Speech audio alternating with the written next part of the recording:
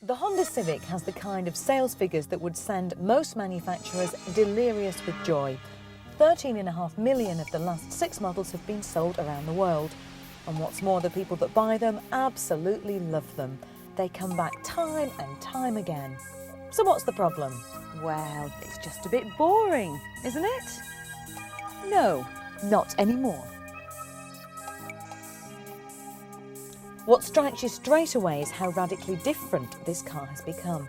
In the past, it really did appeal to the traditional, older buyer. But now Honda are all out to get a much younger market into this car, and it shows in the design. Take the badge away and you'd never know it was a Honda. Well, Honda haven't been quite as brave in here. It's a bit dark and there is far too much black plastic. Why do manufacturers keep on using it? Because it just looks awful. What they have done though is rearrange things. It's very streamlined and everything does feel very good quality. There are a couple of unusual touches as well, like this strangely positioned gear stick, familiar to people that drive an MPV or a van, but very unusual in a hatchback. Apparently, as well as freeing up some floor space down there, its closeness to the steering wheel means that it's easier to change gear. Oh well, let's give it a try.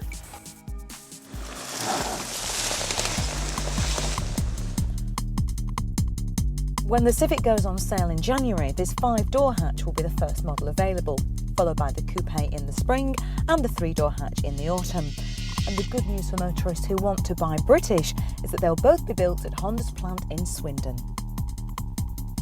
When the first models of the Civic are available, there'll be a choice of 2 engines, an 89 brake horsepower 1.4 and this 108 brake horsepower 1.6 unit. Now, Honda's engineers have tinkered with both of the engines and you really can feel the difference out on the road, particularly in the mid-range. It really does feel quite punchy now. On paper, it's also quicker and more economic than both the 1.6 Focus and the Golf.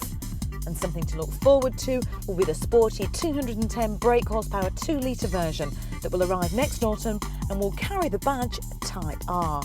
After a spell behind the wheel in the Civic, you notice a couple of things. The first is just how much room there is in here. It's very light and airy, and there's even plenty of room for passengers in the back. The second is the quality of it. It does feel like a really well-built car. It gives you confidence that it's going to be around to withstand the rigours of family motoring, which is a very important thing.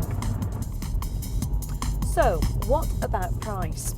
After all, this is a very tightly fought market. The cars in this sector make up for around a third of all new cars sold in Britain. And at the end of the day, it often comes down to price. Well, the new Civic will start at £11,995 on the road, with the top of the range costing just under £14,000.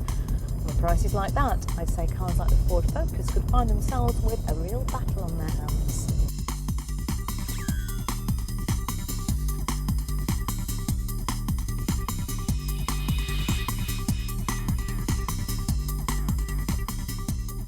I've got to say, I think this 7th generation Civic will win itself lots of new friends.